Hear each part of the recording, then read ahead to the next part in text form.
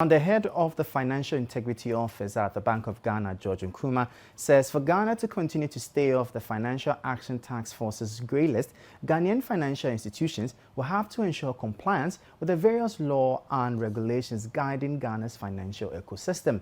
Mr. Nkrumah was speaking to City Business News in Takoradi during a two-day Bank of Ghana sensitization workshop for rural community banks and microfinance institutions in the western and central regions. City News' Annim has the details from Takoradi. The Bank of Ghana is currently on a nationwide hands-on training campaign focused on the development of internal risk assessment frameworks for rural banks and microfinance institutions.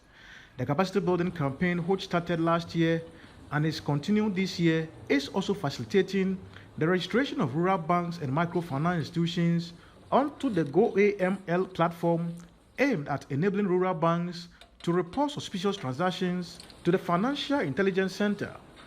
Speaking on the sidelines of a two-day Bank of Ghana sensitization workshop for rural, community bank and microfinance institutions in the western and central regions in Takoradi, the head of the Financial Integrity Office at the Bank of Ghana, George Nkrumah, said the workshop will drastically improve reporting to the Financial Intelligence Center by institutions in the financial sector and enhance collaboration between competent authorities. Mr. Nkrumah, however, said the banking sector has all the policies, but the challenge is compliance. Ghana was grey-listed by the Financial Action Task Force, and it has to do with money laundering and tourist financing. During that period, we have to take our regulated institutions through a series of workshops, sensitize them to improve on their compliance with the relevant money laundering and tourist financing laws and regulations in Ghana. What we must do is to make sure that our institutions implement the measures in the laws and regulations. When it comes to technical compliance, Ghana is up there. But when it comes to effectiveness, that is where we have the problem. The law says that before you onboard a customer, you must do KYC and CDD. Are the banks doing it effectively? When you onboard a customer, you must do a risk assessment of the customer and then pay attention to the high-risk customers. Are we doing it the way it is supposed to be done?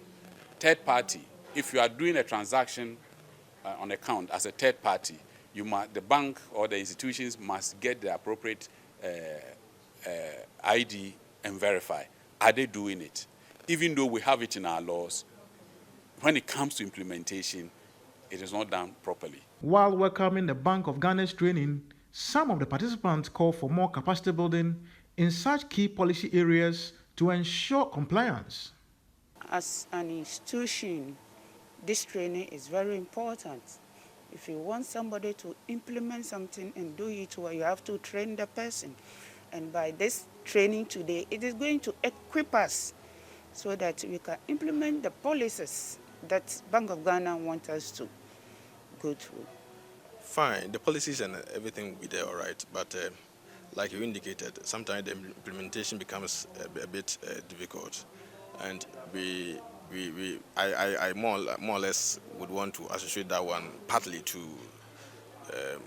the quality of the players, in terms of the knowledge of the officers on the field at the various institutions. So I believe strongly it's important to equip the capacity of the staff of our various institutions for them to know that it's important we comply with even our own policies that we have developed for our various institutions.